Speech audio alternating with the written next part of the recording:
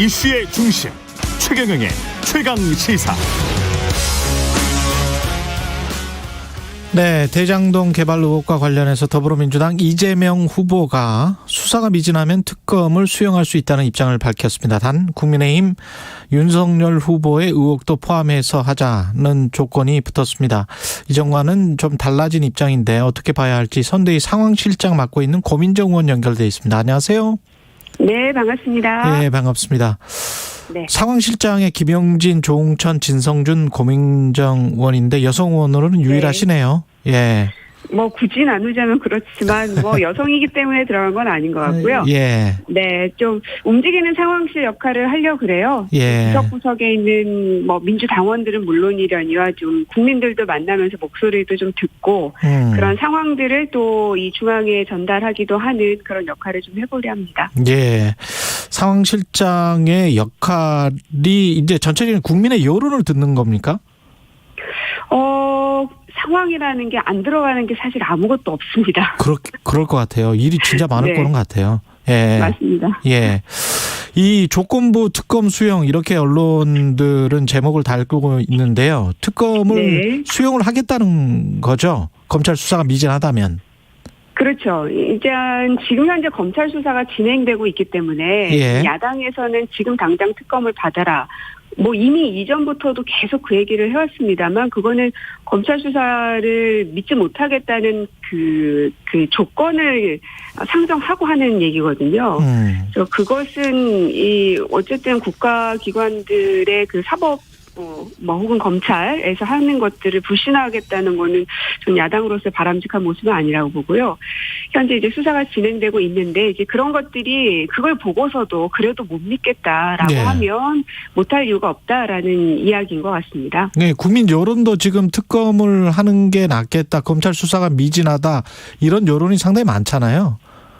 그렇습니까? 예. 저도 조금 답답한 부분들이 있는데, 예. 그 곽상도 전 의원의 아들이 이제 50억을 받았는데, 여기에 대한 것들도 명확하게 나오지 않고 있고요. 그렇죠. 뿐만 예. 아니라, 그, 부산저축은행 부실 수사로 대장동 당시 그 토건비리 세력들의 그 눈 감아줬다라는 의혹들이 지금 제기가 되고 있는데, 예. 여기에 대해서 그 당시가 이제 윤석열 후보가 있었던 때이어서 예. 그 문제 또한 지금 뭐 이렇다 할 이야기들이 지금 나오지 않고 있고요. 예. 그래서 이 제대로 지금 수사를 잘 하고 있는가 하지만 그렇다고 해서 지금 검찰이 수사를 하고 있는데 이거 못 믿겠다. 그러니 특검으로 넘겨라 하는 것도 저는 온당치 않다고 보고요. 예.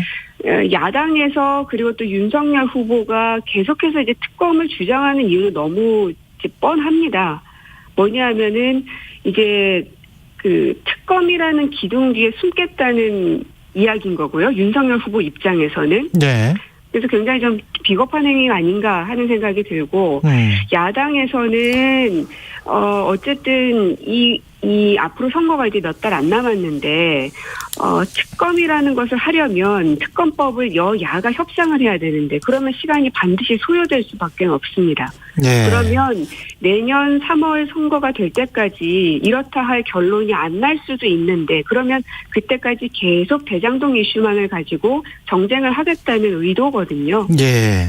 예, 그렇기 때문에 지금으로서는 어쨌든 검찰 수사를 좀 믿고 기다려주는 게 일단 첫 번째라고 생각합니다. 근데 이제 그 이재명 후보 쪽에서는 억울할 수도 있겠습니다만 아직 그 대장동 의혹 자체가 이재명 의혹이다 또는 유동규의 윗선 의혹이다 이렇게 생각하는 사람들이 많기 때문에 그 의혹을 해소를 해버리고 가는 게 지지율 반등에도 굉장히 도움이 될 것 같다. 이게 유인태 이제 전 국회 사무총장도 비슷한 이야기를 했단 말이죠. 대장동 의혹이 네. 가라앉아야 지지율이 올라갈 것이다. 네. 예, 어떻게 생각하세요? 그러면 아까도 제가 말씀을 드렸지만 특검을 받아서 이 이슈가 선거가 끝나기 전에 그야말로 이 지지율 반등을 하기 위해서 정리가 되고 끝날 것인가 하는 문제 제기를 하는 겁니다. 말씀드렸다시피 특검보다도 더 빠르게 수사를 진행할 수 있는 게 검찰 수사입니다. 왜냐하면 검찰 수사는 지금 당장 임의도 하고 있고 그거는 여야 간에 뭔가를 협상할 이유가 없기 때문입니다. 그런데 특검을 하려면 여야가 어쨌든 검사도 정해야 되지 않겠습니까? 예. 어떤 방향으로 할 것인지. 그러면은 이 국회에서만 또 소모되는 시간은 또 상당하게 걸릴 수밖에 없습니다. 우리가 과거에 여러 특검을 통해서도 그것을 경험하지 않았습니까? 예. 근데 이제 이재명 후보 측은 다시 한 번만 여쭤볼게요. 그 관련해서. 네. 왜냐하면 휴대폰을 버리기 전에 정진상과 통화를 했다. 정진상 실장과 통화를 했다. 이렇게 이제 언론에서 계속 보도되면서 사람들이 그런 이제 궁금증이나 의심을 가지고 있는 거는 사실이니까. 네. 그 유동규 그 다음에 이제 어떤 또 다른 의혹, 돈을 받았거나 아니면 그 배임의 어떤 의혹이 있거나 이런 것들은 이재명 후보 쪽은 우리는 전혀 관련이 없다. 이재명 후보와는 관련이 없다. 이렇게 지금 계속 이야기를 하고 계시는 거잖아요. 그러니까 그 부분도 지금 이제 검찰 수사가 진행이 되고 있지 않느냐는 말입니다. 예. 정진상에 대한 것이든 유동규에 관한 것이든 무엇이든 간에 예. 지금 조사가 아예 이루어지지 않고 있는 게 아니잖아요.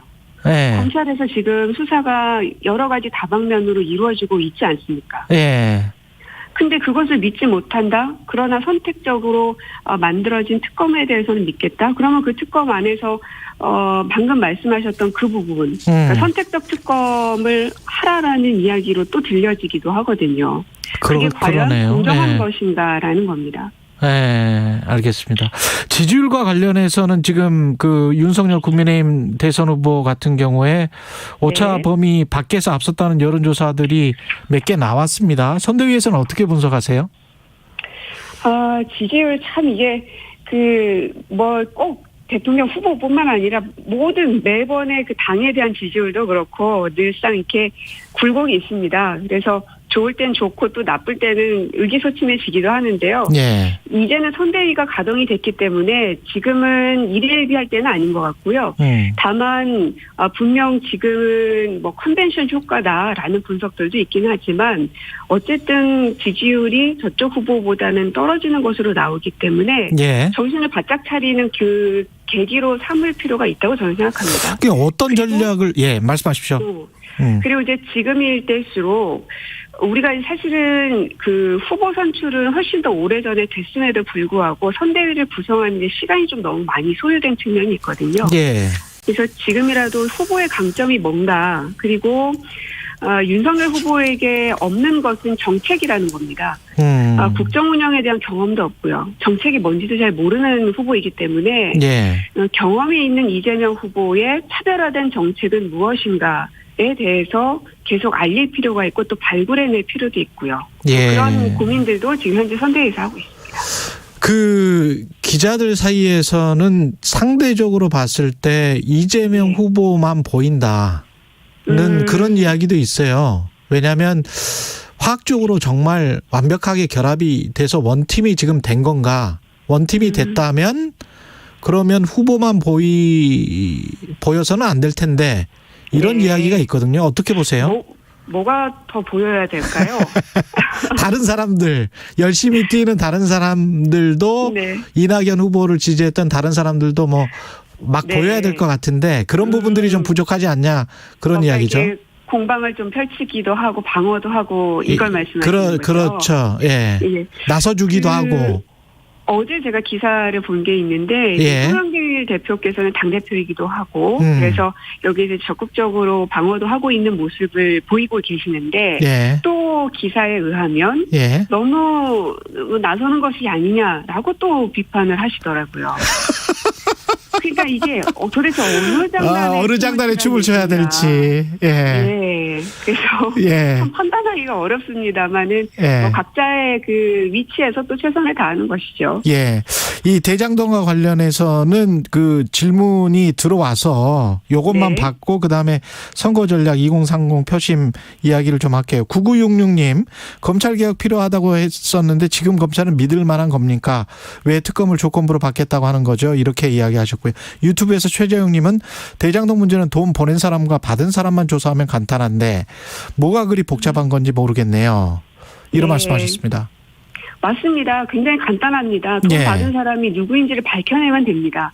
그리고 지금 이제 특히나 저희 민주당에서 검찰 개혁을 많이 얘기를 했지만 예. 모든 검찰을 다 믿지 못하겠다라고 하는 것은 아닙니다. 왜냐하면 그렇게 되면은 돌아가지가 않지 않겠습니까? 국가라는 것 자체가. 예. 근데 이 사건을 가장 빠르게 해결할 수 있는 방법이 무엇인가라는 겁니다. 거기에 있어서 특검은 시간이 물리적으로 많이 걸릴 수밖에 없기 때문에 현재 검찰 수사를 일단 믿고 맡겨보자라는 것이고요. 네. 네. 그렇군요. 이 지금 앞으로의 전략과 관련해서는 이 지지율이 지금 윤석열 후보의 뒤진 상황에서 2030 같은 경우는 홍준표 후보를 국민의힘 쪽에서는 많이 밀었던 것 같은데 2030들은. 근데 그렇다고 네. 이 2030 세대들의 지지가 또 이재명 후보로 왔다는 증거는 없지 않습니까? 이거 어떻게 네. 하실 건지 그것도 궁금하네요. 예, 뭐 당연히 이제 어필도 하고 예. 잡아야 되는 건 뭐 당연한 건데요. 예. 저는 이제 2030 세대는 특정 정파나 정당을 지지하는 세대는 아니라고 생각합니다. 그러니까 그때 예. 어떤 정책을 내느냐에 따라서 고를 선택한다고 생각합니다. 그래서 어떨 때는 국민의힘을 지지하고 어떨 때는 민주당을 지지하는 그 세대가 2030 세대들의 특징이라고 생각이 들고요. 예. 그리고 우리가 당신들을 위해서 어떤 시혜적인 정책을 내줄게라는 게 시혜적 접근이 아니라 우리가 판을 만들 테니까 너희들이 거기에서 재미난 세상을 한번 만들어봐라고 무기를 줄 수 있어야 된다고 생각을 하거든요. 예. 그러면 그 무기도 2030들이 원하는 무기여야겠죠. 한 번도 써보지 않은 무기를 주는 건 의미가 없는 겁니다. 그래서 2030 세대들의 목소리를 듣는 게 굉장히 중요한데, 이게 뭐 그렇다고 해서 뭐 무슨 간담회 자리를 이렇게 억지로 만들어서 하는 것이 얼만큼의 효과가 있을 것인가. 예. 옛날에 이제 선거 방식이 주로 그랬었는데 그것보다는 젊은이들이 목소리를 내고 있는 공간으로 저희 정치인들이 들어가줘야 된다고 좀 생각을 하고 있고요. 예.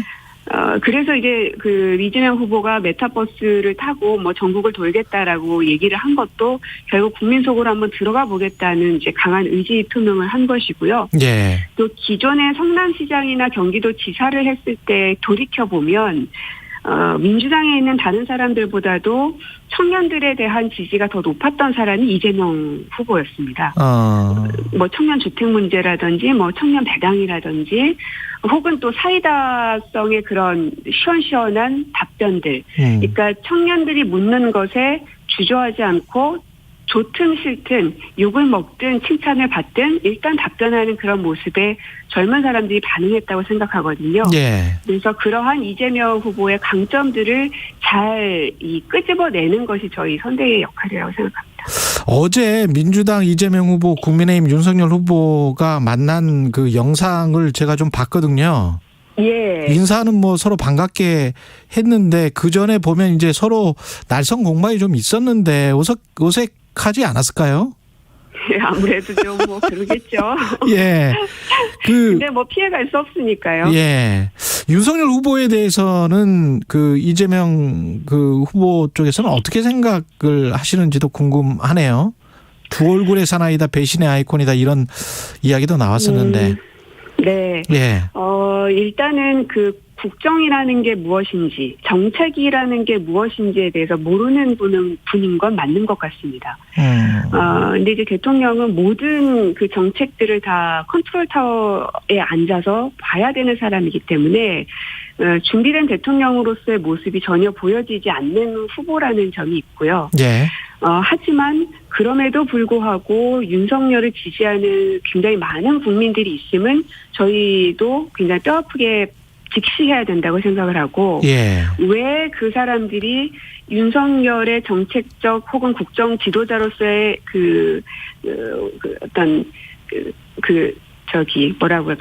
능력이 예. 어렵다고는 보지만 그래도 지지하는 이유는 뭘까? 예.